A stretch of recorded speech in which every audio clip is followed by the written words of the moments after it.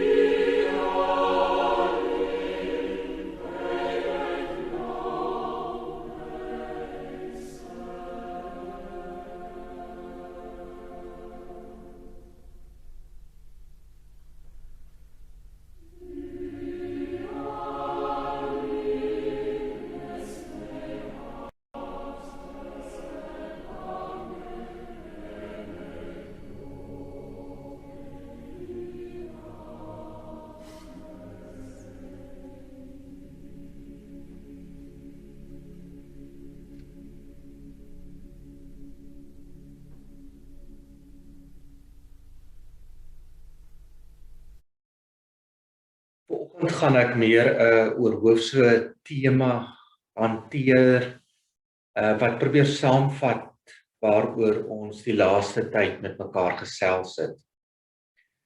So daar sal verwysings wees na die boek Openbaring, maar die kerndeel kom eintlik uit net een vers wat ek wil uitlig, maar kom ons lees 1 Johannes 4, baie bekende gedeelte van vers 7 af saam. Geliefdes, ons moet mekaar lief hê, want liefde kom van God. En elkeen wat lief het, is 'n kind van God en ken God. Wie nie lief het nie, het geen kennis van God nie, want God is liefde. Hierin is God se liefde vir ons geopenbaar. Sy enigste seun het hy na die wêreld toe gestuur, sodat ons deur hom die lewe kan hê. Werklike liefde is dit, nie die liefde wat ons vir God het nie, maar die liefde wat hy aan ons bewys het deur sy seun te stuur as versoening vir ons sondes. Geliefdes, as dit is hoe God sy liefde aan ons bewys het, behoort ons mekaar ook lief te hê.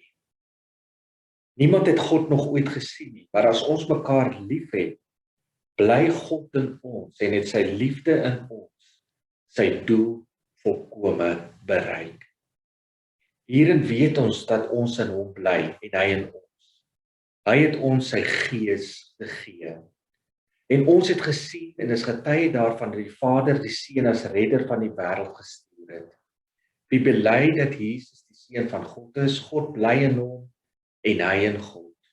En ons ken die liefde wat God vir ons het en ons glo daarin.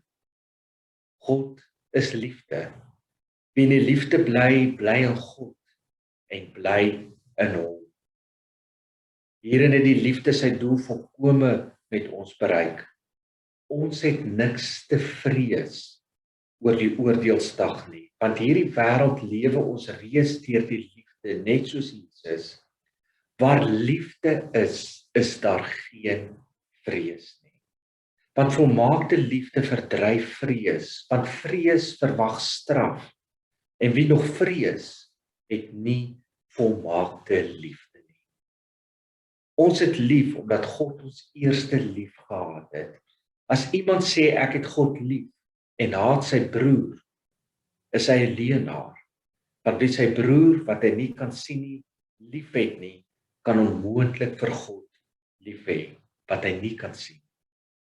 En hierdie gebod wat ons van hom gekry het, wie vir God lief het, moet ook sy broer lief hê. Wat 'n aangrypende gedeelte, en die teks wat ek wil uitlig vir vanoggend wat ook ons saamkuier in Openbaring gaan saamvat is 1 Johannes 4 vers 18. Waar liefde is daar geen vrees nie. Waar liefde is daar geen vrees nie. Volmaakte liefde verdryf vrees. Want vrees verwag straf. En wie nog vrees, het nie volmaakte liefde nie. Tot sover ons skriflesing. Liewe vriende, die laaste paar weke het ons stil gestaan by die tema van geloof in 'n wêreld vol pyn en teleurstelling en hartseer. En op hierdie reis van ons het ons gaan draai by klaagpsalms en klaagliedere. Ons het 'n draai gaan maak in die boek Job. En die laaste paar weke het ons selfs 'n bietjie gekuier in die boek Openbaring. Vandag wil ek klaarmaak met die tema en ek wil dit doen aan die hand van 'n beeld, 'n prentjie van 'n huis. Eintlik 2 huise. En jy kan kies in watter huis jy wil woon. Hierdie 2 huise op die oog af lyk dieselfde. Dit laat my dink aan die beeld wat Jesus gebruik in Matteus 7, as hy praat van 'n huis wat gebou is op rots en 'n huis wat gebou is op sand. As jy van buite af kyk en jy sien die twee huise, weet jy nie watter een is op rots gebou en watter een is op sand gebou nie. Net die tyd sal dit vir jou leer. Maar die einde is tog so verskillend, want die een huis bly staan deur alles, deur storms, deur wind, deur dit wat ook al die lewe na jou gooi, en die ander huis tuimel in mekaar en het 'n vernietigende effek. En daarom is dit so belangrik dat ons die regte keuse sal maak oor in watter huis ons bly en in watter huis ons onsself ons woning maak. Nou die twee huise, wat is dit? In die taal van 1 Johannes 4 vers 18 sou ons kan sê dat die twee huise is aan die een kant die huis van liefde en aan die ander kant die huis van vrees. En dit is die keuse vir jou en dit is die vraag wat jy vir jouself moet beantwoord. In watter huis maak jy jou woning? In die huis van liefde of in die huis van vrees? Die boek Openbaring konfronteer ons die heeltyd met hierdie vraag in beeldetaal en in simboliese taal word vir ons op 'n dramatiese wyse uitgespeel waartoe hierdie twee huise ons kan neem. Wat die uiteinde is van waar jy ook al kies om te bly. Die huis van liefde, die huis wat jy nou in liefde bou. Die keuse nou om die huis van liefde te woon en jou blyplek, jou woning te maak, loop uit op 'n nuwe stad, 'n nuwe Jerusalem. Hierdie visie van 'n hemelse stad, van 'n nuwe Jerusalem aan die einde van Openbaring 21, gee vir ons 'n blik op die eindproduk van waar dit kan eindig. Maar jou keuse vandag vir 'n huis van liefde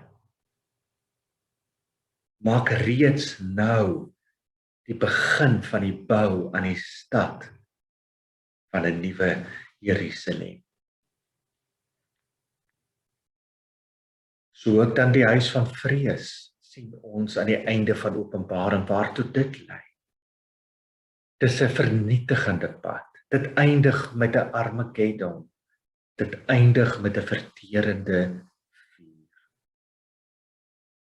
En jou keuse vandag reeds vir huis van huis van vrees, laat jy al reeds iets van daai vernietigende werk beleef. Ons sien ons reeds die vernietigende werk van die huis van vrees. Net soos ons nou reeds ons reeds iets kan sien van wat ook die huis van liefde nou reeds kan doen in hierdie wêreld van ons. Nou om hierdie keuse te maak of ek in 'n huis van liefde bly of 'n huis van vrees, klink so eenvoudig. Natuurlik wil ek bly in 'n huis van liefde. Wie gaan nou ooit kies om te bly in 'n huis van vrees? Maar kom ons wees eerlik met mekaar. Om te kies om te bly in 'n huis van liefde is nie so eenvoudig nie.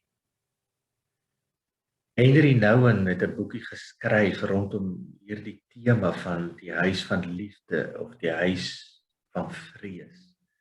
En dan skryf hy sit die tafel op die vraag op die tafel neer wat sê, hoe is dit moontlik vir ons om te leef in 'n wêreld vol vrees, haat en geweld en nie daardeur beïnvloed en selfs vernietig te word nie. Jy sien ons word so omring deur die huis van vrees dat dit 'n effek op ons het. Voor ons onsself kry, is dit ook maar deel van waar ons is. Want kom ons wees eerlik, dit is nie so maklik om die huis van liefde te bly nie. Voor jy jou kry, is jy maar weer ingetrek in die huis van vrees. Jy hoef net die nuus te kyk. Oral sien ons, hoe lyk dit wanneer vrees dinge beheer, hoe die huis van vrees lyk, wat oorspoel in kwaad, in haat, in geweld. Maar is nie net iets wat daar buite in die wêreld gebeur nie. Die effek van die huis van vrees sien ons ook elke dag baie naby aan ons eie lywe, selfs in ons eie huise. Want jy sien, by ouend is ons eintlik maar mense wat net klein bang is. Ons is bang vir 'n pandemie wat die wêreld op sy knieë het. Ons is bang vir mense wat winkelsentrums kom stroop en vernietig. Ons is bang vir 'n ekonomie wat agteruit gaan en kan ineenstort. Ons is bang vir klimaatverandering en die effek wat dit op ons almal het en op hierdie wêreld het. En hierdie goed waarvoor ons bang is werklike vrese. En dit het 'n effek op ons elke dag se lewe. En voor ons onsself kan kry, is ons in die huis van vrees. In die afgelope week het ek een oggend wakker geword en agtergekom dat ek skoonseer hier op my kakus en besef dat ek baie op my tande deur die nag gebyt het en dat iewers die effek van die huis van vrees ook in my eie lyf omsit het. Dis nie iets waarvan ons sommer net so maklik wegkom nie. En daarom is dit nodig dat ons bietjie net kyk oor hoe lyk hierdie huis van vrees. Want jy sien, hierdie huis van vrees het nie net een gesig nie. Dit het baie gesigte. Maar op die einde is dit die huis van vrees, hoe hy op die einde lyk, dit is oorlog breek uit in die huis van vrees. Maar onthou, dis nie net 'n oorlog ver buite nie, dis 'n oorlog ook hier in jou huis, ook hier binne in jou. Want jy sien, die huis van vrees word gekenmerk deur kwaad, deur angstigheid, deur bitterheid, deur onvergewensgesindheid, deur altyd kritiek, deur altyd die blame na ander te projekteer, deur jaloesie, deur skinder. Ons sien die effek daarvan in die verbrokkeling van verhoudings. Alles teken van die oorlog wat uitbreek as gevolg van die huis van vrees. In hierdie huis van vrees word ons verhoudinge gekenmerk deur voortdurende kwaad vir mekaar, vir woorde wat seermaak. Ons sien dit in die bang wat ons het vir mense wat anders as ons is. Ons sien dit in die angstigheid wat ons selfs dra net vir ander mense, die bekommernis wat ons dra. Maar hierdie huis van vrees word nie net gekenmerk deur hierdie verbrokkeling van verhoudings, en kwaad en die bitterheid en onvergewensgesindheid en die angstigheid. In die huis van vrees is daar ook hierdie gevoel van daar is net nie genoeg nie. Ook die gevoel van ek is nie genoeg nie. In die huis van vrees is daar nooit net 'n gemaklikheid met vandag se brood nie. In die huis van vrees is die 5 brode en die 2 visse nie genoeg nie. En daarom word die huis van vrees gekenmerk deur 'n hand wat vat en toemaak en soos 'n vuis word en met alles wil beskerm wat myne is en 'n onvermoë om oop te kan maak en te kan sê wat myne is ook joune nie. En die huis van vrees maak ons toe want ek is bang wat ek het is nie genoeg nie en mag iemand net nie kom vat wat myne is nie want ek lewe met 'n vuis. En op die ou end kom hierdie lewe met 'n vuis uit van 'n diep weet dit en gevoel van ek is nie genoeg nie. In die huis van vrees voel ek altyd ek stel myself te leer, ek stel ander te leer. Vanuit die huis van vrees kyk ek na myself en sê ek is nie goed genoeg nie. En ek is kwaad vir myself, ek is teleurgestel in myself en daarom op die ou projekteer ek al hierdie gevoelens op ander. En lewe ons in die huis van vrees met skuldgevoelens en met onsekerheid en met 'n ontevredenheid met myself en met alles en almal. En op die ou end ontbloot die huis van vrees ons wanneer ons op ons swakste is en ons op ons swakste lyk, die rasisme in ons eie harte, die wegkyk van die vreemdeling, die wegkyk van die randfiguur op die samelewing, die toemaak net vir myself, ons vinnige veroordeling van ander, en op die ou ende maar net ons laar trek omdat ons bang is en ons terugtrek in ons huis van vrees. Ken jy dit? Die vraag is hoe kom ons hier uit? Want dit is tog nie waar ons wil wees nie, is dit nie? Ons wil tog nie in die taal van openbaring keuses maak vanuit 'n huis van vrees wat op die ou end lei tot 'n Armageddon, wat lei tot 'n vernietigende vuur. Sien die realiteit is dit is nie dat ek permanent net in een huis bly nie.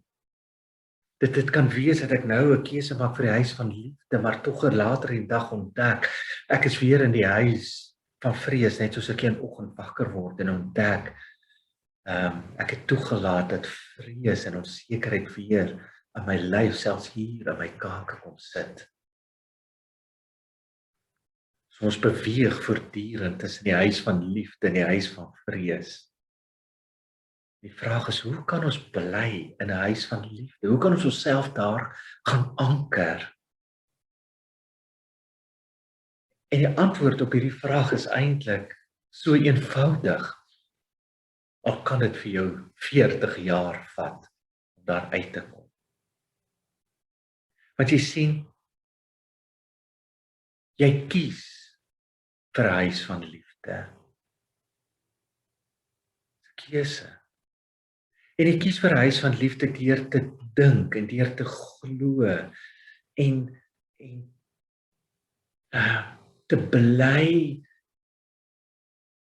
vashou aan die feit dat God se liefde het geen einde nie. Jy bly dink en jy bly glo in God se eindelose liefde. Dis dit. En dit begin by God se liefde vir jou en vir my. Begin op geen ander plek nie. Net soos vrees begin by jou, die huis van vrees begin by jou. Dit begin daar waar jy dink ek is nie goed genoeg nie. Vrees dat ek dit nie gaan maak. Vrees wat maak dat ek negatiewe dinge dink oor myself en praat. En dan hierdie vrees projekteer op ander, dat ek bang dat ander nie goed genoeg is nie. dat ek nie goed genoeg is vir ander nie, dat ander dit nie gaan maak nie, dat ek dit nie vir ander gaan maak nie. Alles begin maar by jou, en so begin die lewe in die huis van liefde ook by jou wat vanoggend weer opnuut hoor, jy is God se geliefde kind met wie hy tevrede is. Die huis van liefde, om daar te woon, om dit jou woning te maak, begin vanoggend dat jy weer hoor die woorde van Sefanja 3, dat jy is genoeg. God is tevrede met jou. Hy juig oor jou. Hy glimlag oor jou. Dit is die begin van die woning van die huis van liefde. Maar nou weet ek en jy hoor hierdie stem. Ons hoor hierdie woorde, maar ons glo dit nie.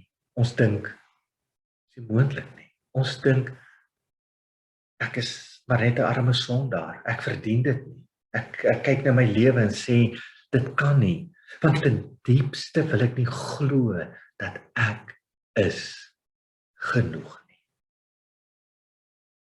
Jy weet, ons is soos die oudste seun in die verhaal van die gelykenis wat Jesus vertel het van die verlore seun, eintlik die gelykenis van die verlore seuns. Maar net om die beeld van hierdie gelykenis te gebruik, weet ons is dikwels soos die oudste broer. Ons hoor die musiek van die fees daar binne in die huis. Ons hoor dat daar 'n feesviering aan die gang is, maar ons staan buite die deur. Ons weet dat ons ook Pa se kind is. Ons weet dat hierdie is eintlik ook my huis. Maar ek gaan nie in nie. Ek staan buite. En weet jy wat, die Pa kom selfs uit. Hy kon sê, my kind, alles wat ek het is joune. Jy's nog van altyd af my kind. Jy hoor dit. Jy hoor die musiek. Jy hoor die fees, jy hoor jou Pa se stem wat sê, kom in my kind. Maar ons bly buite. Ons dink aan die jongste broer daar binne en ons is tevrede. Ons kyk na ons eie lewens en ons is ontevrede. Daar's kwaad en daar's bitterheid in ons harte. Daar's bang in ons harte. En ons kners op ons tande. En ons bly buite staan.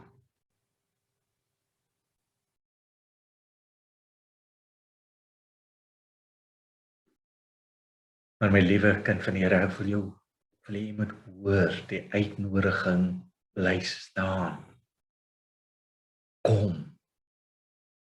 Die deur van die huis van liefde bly altyd oop. Aan die einde, as ons die prentjie kry van die nuwe Jerusalem, die nuwe stad met die tuin. Ek sê dit, daar's 12 poorte, daar's 12 ingange en die ingange bly altyd oop. Dit is nooit gesluit en die Gees bly altyd roep.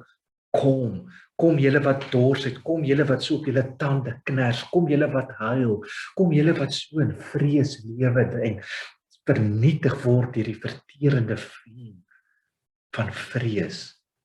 Kom. Die huis van liefde bly oop, want God se liefde bly wen. God se liefde ken geen einde nie.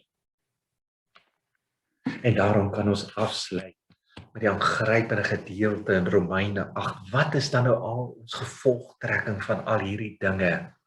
Dit.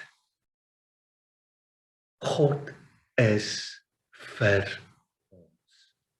Hoor jy dit? God is vir jou. God is tevrede met jou. Daarom, wie kan dan teen ons wees? Wie kan die uitverkorenes van God aankla? Die aanklaer, Satan, is vernietig. Die oorwinning is behaal. Dis net ons wat hom weer kan laat herleef deur te kies vir die huis van vrees, waar ons lewe vanuit aanklag en beskuldiging en nie goed genoeg nie. Maar sy mag is gebreek. Wie kan ons veroordeel? Niemand nie. Die deur van die huis van liefde staan oop. Wie kan ons van die liefde van Christus skei? Lyding, benoudheid, vervolging, honger, naaktheid, gevaar of die swart, al die dinge wat ons so bang maak, al die dinge wat maak dat ons lewens 'n vuis wil maak. Niks van daai goed kan ons skei van die liefde van God nie. Want in al hierdie dinge is ons meer as oorwinnaars.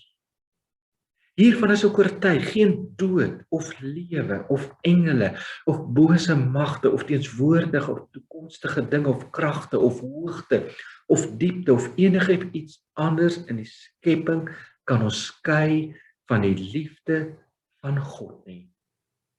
Die liefde wat daar is in Christus Jesus, ons Here.